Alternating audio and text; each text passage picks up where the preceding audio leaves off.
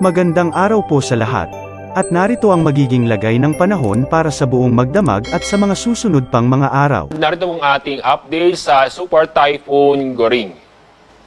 Napanatili ang Super Typhoon Goring nasa lakas na 100 o lakas ng hangin na nasa 185 kilometers per hour, samantalang ang pagbukso ng hangin ay nasa 230 kilometers per hour.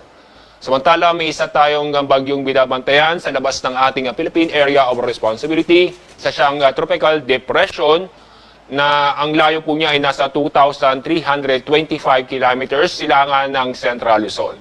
Kasalukuyan, malayo itong tropical depression at wala pang epekto sa ating bansa.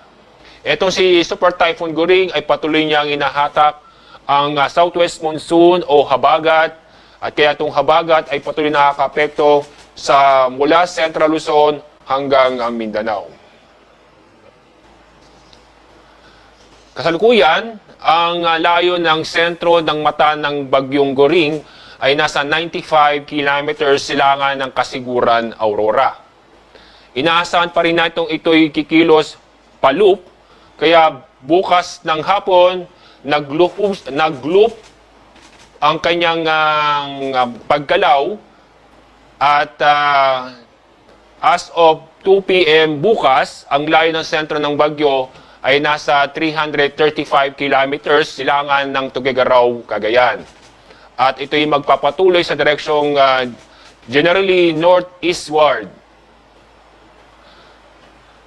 And then sa pagdating ng Wednesday ng hapon, medyo malapit na ho siya sa power line at ito'y nasa coastal waters ng Itbayat, Batanes.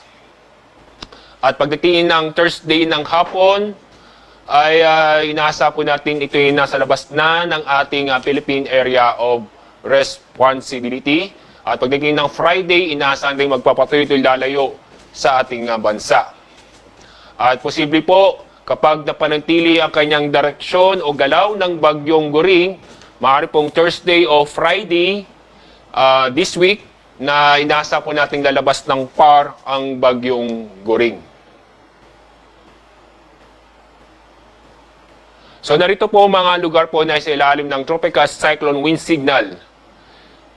Signal number 3 ay nakataas sa eastern portion ng Isabela at extreme northern portion ng Aurora.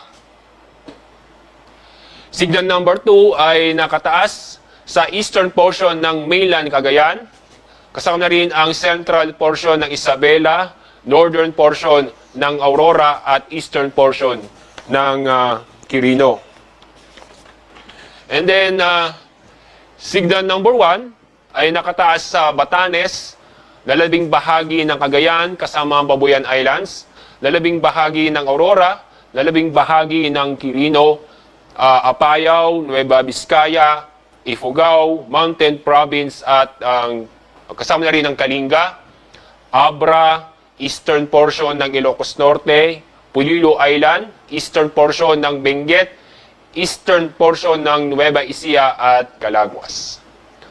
So itong mga lugar po ito na sa ilalim ng Tropical Cyclone Wind Signal ay makakaasa po o makakaranas po tayo ng masungit na panahon kung saan may mga malalakas na hangin at malalakas na pagulan.